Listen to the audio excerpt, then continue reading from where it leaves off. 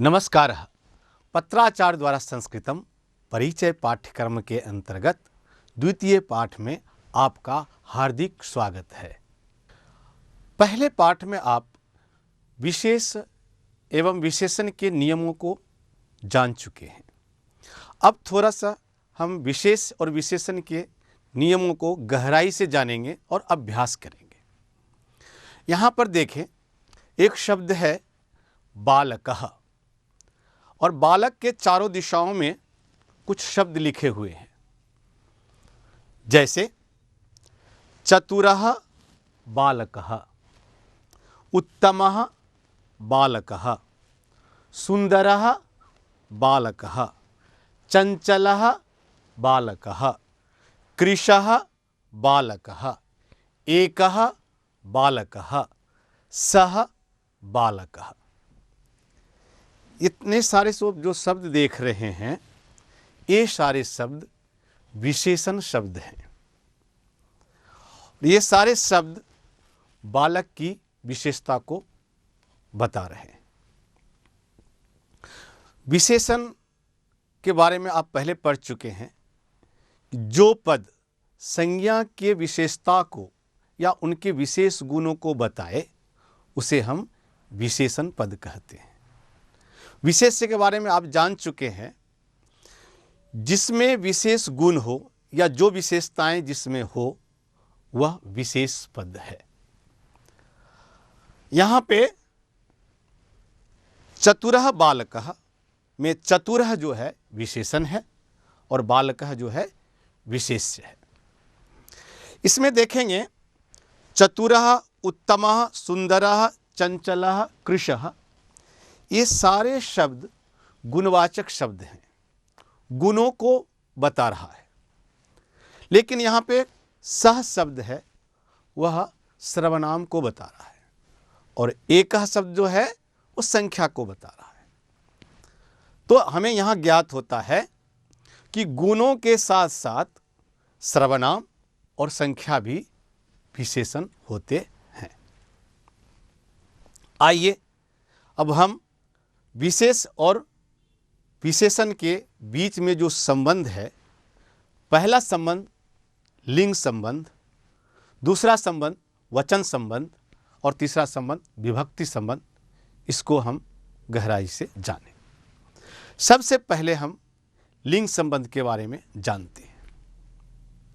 लिंग संबंध के बारे में क्या कहा गया है कि जो विशेष्य का लिंग होगा वही विशेषण का भी लिंग होगा। अगर विशेष पुल्लिंग में है तो विशेषण भी पुल्लिंग में है, और अगर विशेष्य स्त्रीलिंग में होता है तो निश्चित रूप से विशेषण भी स्त्रीलिंग में होगा। और विशेष अगर नपुंसक लिंग में है तो विशेषण भी नपुंसक लिंग में होगा। अब कुछ शब्दों का हम अभ्यास करते हैं। जैसे उन्नत शब्द है, मूल शब्द है उन्नत। अब इसे पुल्लिंग में हम बोलेंगे तो ये बनेगा उन्नतः, और स्त्रीलिंग में होगा उन्नता, और नपुंसक लिंग में होगा उन्नतम।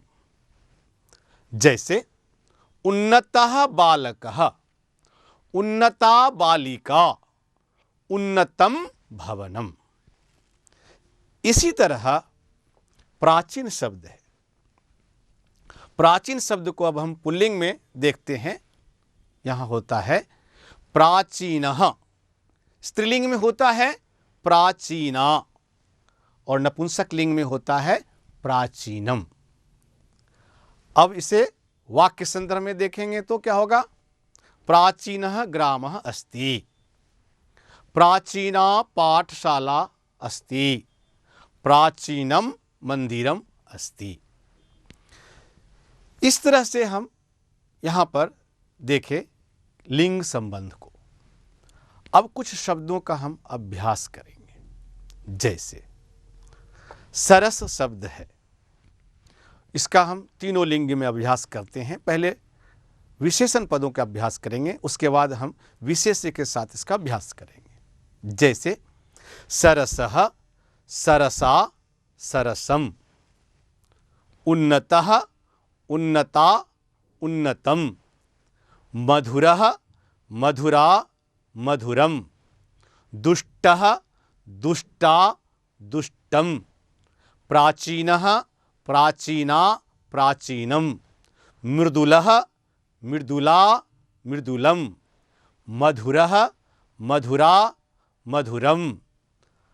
इसी तरह अन्य शब्दों का अभ्यास करते हुए हम फिर विशेष और विशेषण का संबंध जानेंगे।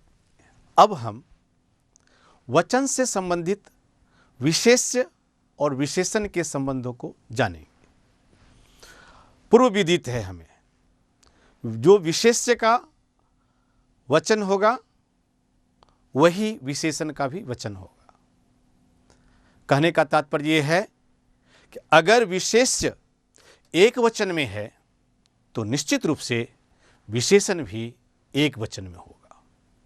अगर विशेष्य द्विवचन में है तो विशेषण भी द्विवचन में होगा, और विशेष अगर बहुवचन में है तो विशेषण भी बहुवचन में होगा। जैसे सुंदरः बालकः, सुंदरो बालकौ, सुंदराः बालकाः। स्त्रीलिंग में उत्तमा बालिका, उत्तमे बालिके, उत्तमाः बालिकाः। उत्तमं पुष्पम, उत्तमे पुष्पे, उत्तमानि पुष्पानि। यहां पर देखेंगे कि जब विशेष्य बदल रहा है तो विशेषण भी बदल रहा है। जैसे एक वचन में बालक है तो वह सुंदरः बालकः, द्विवचन जो दो संख्या को बोधित करता है तो वहां पर हमें सुंदरो बालको, क्योंकि बालको द्विवचन में है, दो संख्या को बोधित कर रहा है, इसलिए उसका विशेषण भी दो संख्या को बोधित कर रहा है, अर्थात जैसा विशेष वैसा विशेषण। सुंदराः बालकाः, यहां पर बहुवचन में है बालकाः विशेष्य, इसलिए उसका विशेषण भी देखेंगे सुंदराः हुआ है तो सुंदराः बालकाः। इसी तरह स्त्रीलिंग में भी हम प्रयोग करते हैं, जैसे उत्तमा बालिका, बालिका एक वचन में है, उसका विशेषण भी एक वचन में है, उत्तमा बालिका। उत्तमे बालिके, बालिके द्विवचन में है, जो विशेष्य है विशेषण भी उसका द्विवचन में हुआ द्वे। उत्तमाः बालिकाः, यहां पर बालिका बहुवचन में है, इसलिए उसका विशेषण भी बहुवचन में है। इसी तरह हम नपुंसक लिंग को देखते हैं। नपुंसक लिंग में पुष्पम एक वचन में, इसका विशेषण है उत्तमम पुष्पम। द्विवचन में पुष्पे, उत्तमे पुष्पे। बहुवचन में है पुष्पाणि, उत्तमानि पुष्पाणि। इसी तरह से हम वचन का अभ्यास करेंगे। पहले विशेषण पदों का अभ्यास करते हैं। जैसे मृदुलः मृदुलो मृदुलाः, प्राचीनः प्राचीनो प्राचीनाः, समीचीनः समीचीनो समीचीनाः, कृशः कृशो कृशाः, स्थूलः स्थूलो स्थूलाः, दीर्घः दीर्घो दीर्घाः।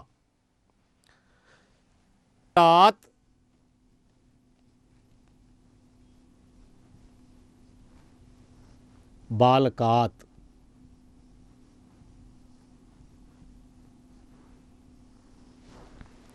सुंदरस्य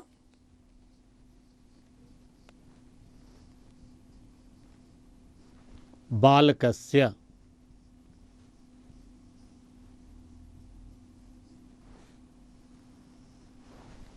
सुंदरे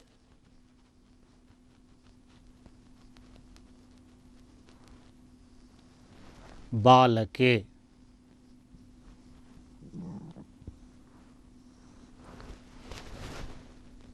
हे सुंदर बालक।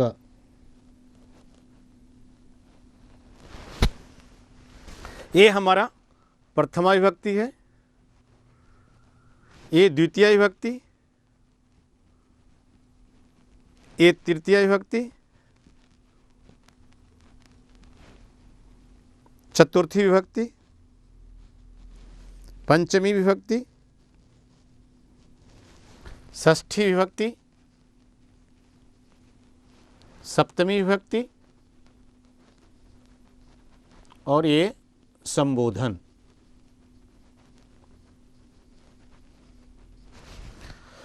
यहां पर देखेंगे जब विशेष बालक या बालकम ये जो बदल रहा है हर एक विभक्ति में, तो उसका विशेषण भी बदल रहा है। जैसे बालक का प्रथमा विभक्ति में है तो इनका विशेषण भी सुंदरः हुआ। बालकम द्वितीय विभक्ति में है तो यहाँ पे सुंदरम। बालकेन सुंदरेन, बालकाय सुंदराय, बालकात् सुंदरात्, बालकस्य सुंदरस्य, बालके सुंदरे, हे सुंदर बालक। संबोधन। अब इसको हम वाक्य संदर्भ में अगर देखना चाहें तो क्या होगा? सुंदरः बालकः अस्ति, सुंदरम बालकम आह्वयतु, सुंदरेन बालकेन सह अहम गच्छामि, सुंदराय बालकाय लड्डुकम रोचते, सुंदरात् बालकात् धनम स्वीकरोतु, सुंदरस्य बालकस्य नाम गोविंदः अस्ति, सुंदरे बालके उत्तमः गुणः अस्ति, हे सुंदर बालक अत्र आगच्छ। इस तरह हम विशेष और विशेषण के संदर्भ में लिंग संबंध, वचन संबंध और विभक्ति संबंध को जाने। ये पुल्लिंग का रूप था। इसी तरह स्त्रीलिंग का, नपुंसक लिंग का भी होता है। और अभी इसमें हम जो देख रहे हैं केवल एक वचन का रूप। अगर द्विवचन का रूप करेंगे जैसे सुंदरः बालकः, सुंदरो बालकौ, सुंदराः बालकाः, सुंदरम बालकम, सुंदरो बालकौ, सुंदरान बालकान। इसी तरह सुंदरेन बालकेन, सुंदराभ्याम बालकाभ्याम, सुंदरैः बालकैः। इसी तरह होगा सुंदराय बालकाय, सुंदराभ्याम बालकाभ्याम, सुंदरेभ्यः बालकेभ्यः। इसी तरह है सुंदरात् बालकात्, सुंदराभ्याम बालकाभ्याम, सुंदरेभ्यः बालकेभ्यः। षष्ठी विभक्ति में सुंदरस्य बालकस्य, सुंदरयोः बालकयोः, सुंदराणां बालकानां, सुंदरे बालके, सुंदरयोः बालकयोः, सुंदरेषु बालकेषु, हे सुंदर बालक, हे सुंदरो बालको, हे सुंदराः बालकाः। ये पुल्लिंग का शब्द रूप था। इसी तरह हम स्त्रीलिंग का, नपुंसक लिंग का रूप को जानेंगे और अभ्यास करेंगे। विशेष और विशेषण का संबंध प्रायः श्लोकों में बहुत देखा जाता है। अब आइए हम अपने राष्ट्रीय गीत वंदे मातरम में इनके भावों को समझते हैं। वंदे मातरम में यहाँ पर वाक्य है अहम मातरम वंदे, मैं माता की वंदना करता हूँ। कैसी माता की वंदना करता हूँ इसका सारा विशेषण है। सुजलाम सुंदर जल देने वाली, सुफलाम सुंदर फल देने वाली, मलयज शीतलाम मलय पर्वत से चलने वाली जो वायु है उससे शीतल हुई। तो इस प्रकार के विशेषणों का प्रयोग करके हम श्लोकों को जानते हैं। अब हम पुस्तक के वाक्यों को पढ़ते हैं जिनमें विशेष और विशेषण का प्रयोग हुआ है। जैसे पहला वाक्य है, दीर्घा लता वृक्षम आलम्ब्य वर्धते। यहाँ पर लता का विशेषण है दीर्घा। लता यहाँ पे प्रथमा विभक्ति एक वचन में है, इसलिए उसका विशेषण जो है प्रथमा विभक्ति एक वचन में हुआ, दीर्घा। अगर इसी जगह लते शब्द होता तो इसका विशेषण बनता दीर्घे, और बहुवचन में होता लताः, क्या होता? दीर्घाः लताः। दूसरा वाक्य है, उद्याने उन्नताः वृक्षाः सन्ति।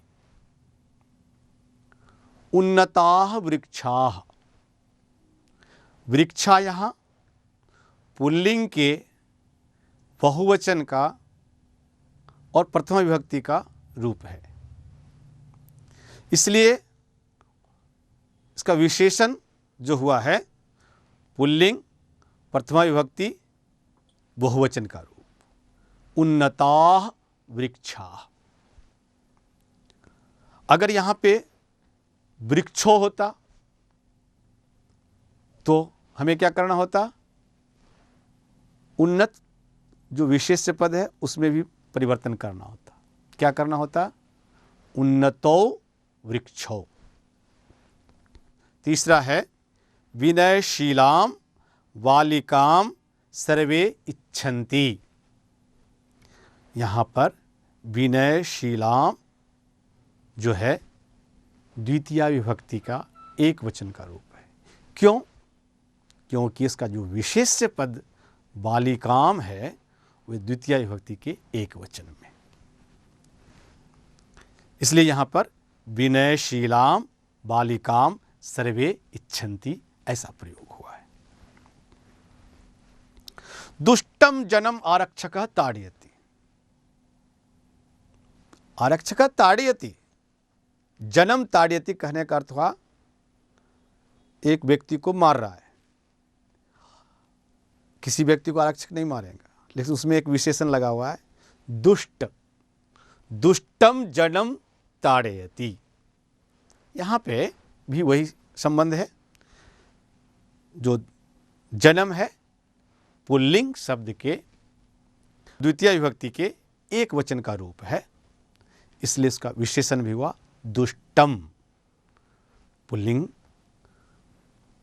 द्वितीय विभक्ति एक वचन का रूप। पांचवा है, शुकः मधुराणि फलानि खादति। तोते मधुर फल खाते हैं। यहाँ पे फलानि बहुवचन में है जो विशेष्य है, इसलिए इसका जो विशेषण हुआ वह हुआ मधुराणि। मधुराणि फलानि। फलानि यहाँ पे द्वितीया विभक्ति बहुवचन का रूप है, इसलिए इसमें जो विशेषण हुआ है वो भी द्वितीया विभक्ति के बहुवचन में हुआ है। आगे है, बालिका दीर्घया लेखन्या लिखति। लेखनी का विशेषण है दीर्घ लेखनी। लेखन्या यहाँ तृतीय विभक्ति का रूप है, वह भी स्त्रीलिंग का, इसलिए उसका विशेषण भी स्त्रीलिंग का तृतीय विभक्ति का एक वचन का रूप है दीर्घया। दीर्घया लेखन्या लिखति। इसी तरह विशेष्य और विशेषण के संबंध को मन में ध्यान रख करके हम इन वाक्यों का अभ्यास करेंगे। नार्यः लघुना कंदुकेन क्रीडन्ति। सा सुंदरेण स्यूतेन वस्तूनि नयति। जनाः निस्वार्थाभ्यः समाजसेविकाभ्यः सम्मानं यच्छन्ति।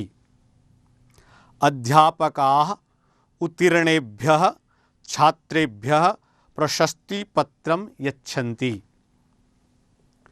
वामनायाः लतायाः पुष्पाणि चिनोतु। सर्वे कठिनात् आतपात् ताम्यन्ति। उन्नतेभ्यः वृक्षेभ्यः फलानि पतन्ति।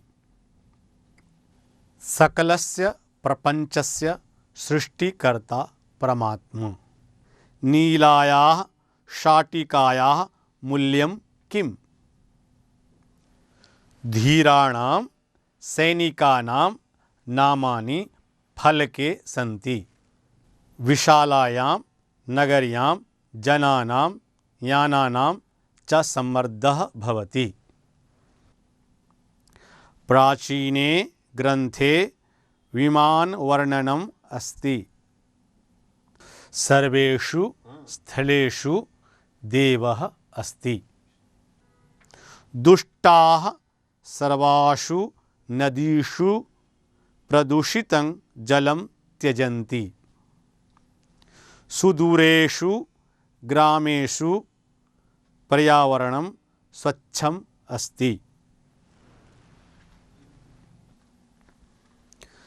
अभी तक हम गुणवाचक शब्दों के विशेष और विशेषण भाव को पढ़ रहे थे और आरंभ में ही जब बताया गया था उसमें बताया गया था कि गुणवाचक के साथ संख्या भी विशेषण होते हैं और सर्वनाम भी विशेषण होते हैं। अब हम यहाँ संख्या के बारे में जानेंगे। संख्या के बारे में जानने से पहले हमें उन नियमों को ध्यान में रखना होगा, विशेष और विशेषण के नियमों का। पहला नियम क्या है? लिंग संबंध। दूसरा है वचन संबंध और तीसरा है विभक्ति संबंध। यहाँ पर देखेंगे लिंग संबंध के बारे में। जैसे एक मूल शब्द है और इसका पुल्लिंग में जो रूप बनेगा वह एकः, स्त्रीलिंग में बनेगा एका और नपुंसक लिंग में बनेगा एकम। जैसे एकः बालकः, एका बालिका, एकम पुष्पम। और यहाँ विदित हो कि एक शब्द नित्य एक वचन में ही रहेंगे, इनका द्विवचन नहीं होगा, बहुवचन नहीं होगा, ये हमेशा एक वचन में प्रयोग होगा, एक वचन के लिए। यहाँ द्वि शब्द जो कि नित्य द्विवचन का रूप होता है, ना तो इसका एक वचन होता है और ना बहुवचन होता है। जैसे पुल्लिंग में द्वि शब्द का जो रूप है वह है द्वौ, स्त्रीलिंग में है द्वे, नपुंसक लिंग में है द्वे। ये विशेषण है। अब इसका विशेष्य के साथ जोड़ कर जब बोलेंगे तो होगा पुल्लिंग में द्वौ बालकौ, स्त्रीलिंग में द्वे महिले, द्वे पुष्पे। और वाक्य संदर्भ में देखें, द्वौ बालकौ गच्छतः, द्वे महिले कार्यं कुरुतः, द्वे पुष्पे पततः। इसी तरह त्रिशब्द है। त्रिशब्द का ना तो एक वचन होता है ना द्विवचन होता है, ये हमेशा बहुवचन में ही होता है। इसका पुल्लिंग रूप है त्रयः, स्त्रीलिंग रूप है तिस्रः और नपुंसक लिंग है त्रीणि। विशेष्य के साथ जोड़ करके बोलेंगे तो क्या होगा? त्रयः बालकाः, तिस्रः महिलाः, त्रीणि पुष्पाणि। वाक्य में प्रयोग करें, त्रयः बालकाः हसन्ति, तिस्रः महिलाः गीतं गायन्ति, त्रीणि पुष्पाणि शोभन्ते। इसी तरह चतुर शब्द नित्य बहुवचन में प्रयोग होते हैं। जैसे पुल्लिंग में इसका प्रयोग है चत्वारः, स्त्रीलिंग में है चतस्रः और नपुंसकलिंग में है चत्वारि। विशेष शब्द के साथ जुड़कर बनेगा चत्वारः बालकाः, चतस्रः महिलाः, चत्वारि पुष्पाणि। वाक्य में हम प्रयोग करेंगे तो किस प्रकार से प्रयोग होगा? चत्वारः बालकाः हसन्ति, चतस्रः महिला परिहासं कुर्वन्ति, चत्वारि फलानि पतन्ति। अब आइए हम पुस्तकाधारित वाक्यों का अभ्यास करते हैं। इसमें है तत्र एकः बालकः क्रीडति। यहाँ पर एकः बालकः, बालकः पुल्लिंग शब्द है और एक वचन में है, इसलिए यहाँ पर एक शब्द का भी पुल्लिंग शब्द और एक वचन में प्रयोग हुआ है, जैसे एकः बालकः। इसी तरह यहाँ पे है दूसरे वाक्य में एका बालिका विद्यालयं गच्छति। यहाँ पर बालिका शब्द प्रथमा विभक्ति के एक वचन में है, इसलिए वहाँ पे प्रयोग हुआ है एका बालिका। एकम फलम नष्टम अस्ति। फलम यहाँ पे नपुंसक लिंग में है, इसलिए इसका विशेषण भी नपुंसक लिंग में हुआ है एकम। एकम फलम नष्टम अस्ति। त्रयः चोराः मार्गे धावन्ति। त्रि शब्द का ये बहुवचन का रूप है और पुल्लिंग का रूप है, इसलिए त्रयः हुआ। चोराह भी यहाँ पे पुल्लिंग शब्द के बहुवचन में है, इसलिए यहाँ पे इसका जो रूप हुआ त्रयः चोराः, अर्थात तीन चोर रास्ते में दौड़ते हैं। त्रयः चोराः मार्गे धावन्ति। तिस्रः महिलाः विपणीं गतवत्यः।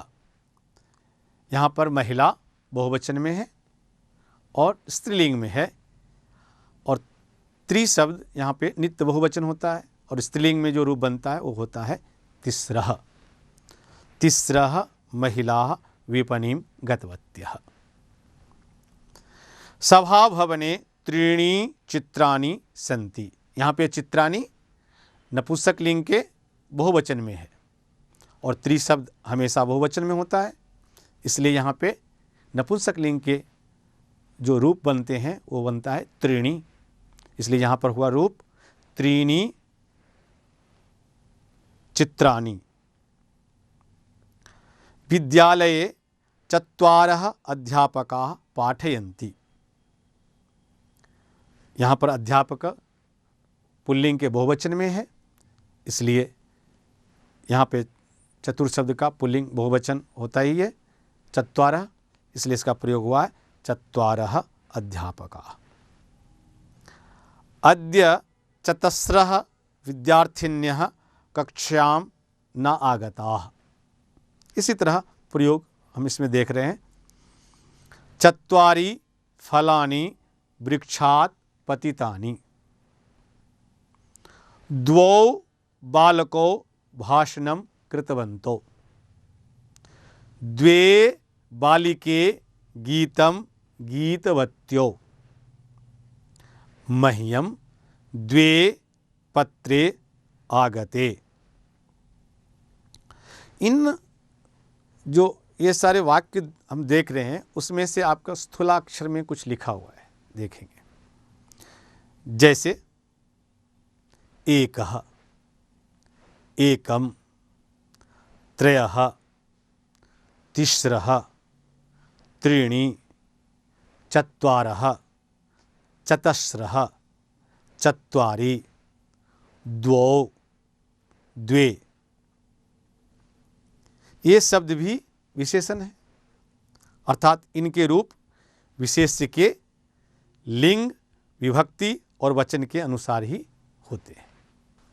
अब विशेष विशेषण के संख्या का विभक्ति रूप देखेंगे। अब जैसे एक शब्द का पुल्लिंग का रूप बनेगा, प्रथमा विभक्ति में एकः, द्वितीय विभक्ति में एकम, तृतीय विभक्ति में एकेन, चतुर्थी में एकस्मै, पंचमी एकस्मात्, षष्ठी एकस्य, सप्तमी एकस्मिन्। इसी तरह इसका स्त्रीलिंग रूप एका, एकाम, एकया, एकस्यै, एकस्याः, एकस्याः, एकस्याम। और नपुंसकलिंग का रूप एकम, एकम। शेष रूप जो है पुल्लिंग के समान ही चलते हैं। और इसका पहले ही विवरण दे चुके हैं हम, इसका द्विवचन रूप नहीं होता है और बहुवचन रूप नहीं होता है। इसी तरह द्विशब्द का नित्य द्विवचन का ही प्रयोग होता है और इसमें पुल्लिंग का जो रूप होता है वह होता है द्वौ, द्वौ, द्वाभ्याम, द्वाभ्याम, द्वाभ्याम, द्वयोः, द्वयोः। स्त्रीलिंग में है द्वे, द्वे, द्वाभ्याम, द्वाभ्याम, द्वाभ्याम, द्वयोः, द्वयोः। नपुंसकलिंग में द्वे, द्वे, द्वाभ्याम, द्वाभ्याम, द्वाभ्याम, द्वयोः, द्वयोः। त्रिशब्द का रूप जो है वो नित्य बहुवचन में ही होता है। इसका ना तो एक वचन और ना द्विवचन होता है, ये आप जान चुके हैं। जैसे पुल्लिंग में है त्रयः, त्रीन्, त्रिभिः, त्रिभ्यः, त्रिभ्यः, त्रयाणाम, त्रिषु। स्त्रीलिंग में है तिस्रः, तिस्रः, तिस्रिभिः, तिस्रिभ्यः, तिस्रिभ्यः, तिस्रीणाम, तिस्रिषु। नपुंसकलिंग में है त्रीणि, त्रीणि। और शेष रूप आपका पुल्लिंग के समान चलता है। इसी तरह चतुर शब्द का रूप है पुल्लिंग में, और इसका स्वाभाविक रूप से ये बहुवचन में ही होंगे, एक वचन और द्विवचन इसका नहीं होता है। जैसे चत्वारः, चतुरः, चतुर्भिः, चतुर्भ्यः, चतुर्भ्यः, चतुर्णाम, चतुर्षु। स्त्रीलिंग में चतस्रः, चतस्रः, चतस्रिभिः, चतस्रिभ्यः, चतस्रिभ्यः, चतस्रीणाम, चतस्रिषु। नपुंसकलिंग में चत्वारि, चत्वारि। और शेष रूप पुल्लिंग के समान होते हैं। आइए इन रूपों को हम पुस्तक के इन वाक्यों में देखते हैं। कर्मकरः उद्याने एकम वृक्षम कर्तितवान। यहाँ पर वृक्ष जो है वो कर्म पद है, अर्थात द्वितीय विभक्ति है। द्वितीय विभक्ति होने के कारण उनका जो संख्या रूप है, जो संख्या विशेषण है, वह भी द्वितीय रूप को प्राप्त करता है और एक वचन में उसका रूप होता है एकम। तब रूप बनता है एकम वृक्षम। इसी तरह व्याधः वाणेन पक्षिणं मारितवान। यहाँ पर विशेषण है व्याधः एकेन वाणेन पक्षिणं मारितवान। यहाँ पर वाणेन में तृतीय विभक्ति है, इसलिए इसका एक शब्द का तृतीय विभक्ति रूप हुआ एकेन। ग्रामे एकस्मिन् गृहे वेदपाठ प्रचलति। गृहे सप्तमी विभक्ति का रूप है, इसलिए एक शब्द का सप्तमी विभक्ति रूप बनता है एकस्मिन्। एकस्मिन् गृहे। चतुर्थ वाक्य है कार्यक्रमे एकया बालिकया गीतम गीयते। यहाँ पर बालिका स्त्रीलिंग शब्द है और तृतीया विभक्ति का एक वचन का रूप है, इसलिए इसका संख्या विशेषण जो रूप बना वो बना एकया। इसी तरह एकस्याम कपाटिकायाम केवलम क्रीडनकानि सन्ति। यहाँ कपाटिकायाम सप्तमी विभक्ति का रूप है, कपाटिकायाम में सप्तमी विभक्ति का रूप है, इसलिए इसका जो संख्या विशेषण हुआ वो सप्तमी विभक्ति के एक वचन का रूप हुआ, एकस्याम वाटिकायाम।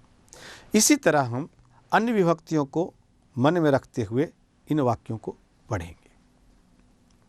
प्रधानमंत्री त्रिभिः जनैः सह वार्तालापं कृतवान्। त्रयाणां पुस्तकानां नामानि सः सम्यक् ज्ञातवान्। नगरे त्रिषु स्थलेषु कोलाहलः प्रवृत्तः।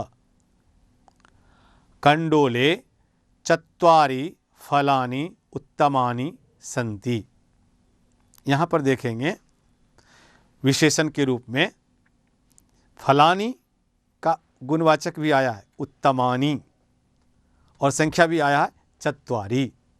4 फल हैं जो उत्तम फल हैं, इसलिए यहाँ पर प्रयोग हुआ चत्वारि फलानि उत्तमानि सन्ति। कार्यक्रमे चतस्रः भगिन्यः सम्यक् कार्यं कृतवत्यः। वने चतस्रिभिः धेनुभिः सह वत्सः चरति। द्वयोः वृक्षयोः औन्नत्यं पश्य। द्वे बालिके विद्यालये सम्यक् पठतः। द्वौ बालकौ वेगेन धावतः। 1 तः 4 पर्यन्तं लिंगभेदाः भवन्ति। 1 से लेकर 4 तक लिंग भेद होते हैं। 5 तः 9-10 पर्यन्तं एक समानं रूपं भवति। 5 से लेकर के 19 तक एक समान रूप होते हैं। जैसे एक उदाहरण के रूप में देखेंगे और इसी के समान सारे रूपों को जानेंगे। पंच प्रथमा विभक्ति, द्वितीय विभक्ति भी है पंच, तृतीय विभक्ति पंचभी, चतुर्थी विभक्ति पंचभ्यः, पंचमी विभक्ति पंचभ्य, षष्ठी विभक्ति पंचानाम, सप्तमी विभक्ति पंचसु। इस तरह से अन्य 6, 7, 8, 9, 10, 11, 12, 13, 14, 15, 16, 17, 19 यहाँ तक के रूप एक समान चलाएंगे और इसका अभ्यास करेंगे। अब मैं कुछ पुस्तकों के वाक्यों को पढ़ता हूँ। जैसे पंच बालकाः, पंच बालिकाः, पंच पुष्पाणि। 6 बालकाः, 6 बालिकाः, 6 पुस्तकानि। इसी तरह इनके रूप चलते हैं एक समान। अब आइए विभक्ति के रूपों का हम वाक्यों में प्रयोग देखते हैं। नगरे 6 मंदिराणि सन्ति। 10 प्रकोष्ठेषु जनाः चलन्ति। यहाँ पे प्रकोष्ठ शब्द पुल्लिंग के सप्तमी विभक्ति के बहुवचन का रूप है, इसलिए यहाँ 10 का प्रयोग हुआ है, लेकिन पुल्लिंग में हुआ है या स्त्रीलिंग में हुआ है, नपुंसक लिंग में हुआ है, ऐसा कुछ नहीं है, क्योंकि तीनों में एक ही समान चलता है 10। यहाँ पे पुल्लिंग में मानना चाहिए, क्योंकि पुल्लिंग के साथ पुल्लिंग का ही प्रयोग हुआ होगा। 10 कथासु एका अत्युत्तमा अस्ति। यहाँ पर देखिए कथासु स्त्रीलिंग में है, इसलिए यहाँ भी प्रयोग हुआ है दशसु। तो निश्चित रूप से यहाँ का जो दशसु का प्रयोग है वो स्त्रीलिंग में ही हुआ है, क्योंकि एक समान रूप चलता है, इसलिए दिखाई एक समान पड़ रहा है, लेकिन इसका रूप जो है एक समान है। सह षड्भी मित्रै सह गतवान, सह षड्भी मित्रै सह गतवान। मित्रैः यहाँ तृतीया विभक्ति के बहुवचन में है, इसलिए षट शब्द का तृतीया बहुवचन हुआ षड्भी। इसी तरह मन में उन विभक्ति रूपों को ध्यान में रखते हुए अन्य वाक्यों को पढ़ेंगे। सा षड्भी सखीभिः सह छात्रावासे निवसति, सप्तभिः रूप्यकैः अहम् एतां लेखनीं क्रीतवान्, सप्तानां मालानां विक्रयणेन सह प्रभुतं धनं संपादितवान्। यहाँ पर माला नाम षष्ठी विभक्ति के बहुवचन में रूप है, इसलिए इसका विशेषण हुआ सप्तानाम। अष्टाक्षरी मंत्रः अष्टभिः अक्षरैः युक्तः अस्ति, आपंचभ्यः वर्षेभ्यः सह संस्कृत सेवां करोति, भिक्षुकः पंचभ्यः गृहेभ्यः भिक्षां प्राप्तवान। इस तरह से हम संख्या के रूपों को देखें, लिंग के संदर्भ में, वचन के संदर्भ में और विभक्ति के संदर्भ में, क्योंकि पहले ही हम बता चुके हैं कि संख्या भी विशेषण होता है और इसका भी वही विशेष और विशेषण के साथ वही संबंध होता है जो गुणवाचक शब्दों का संबंध होता है।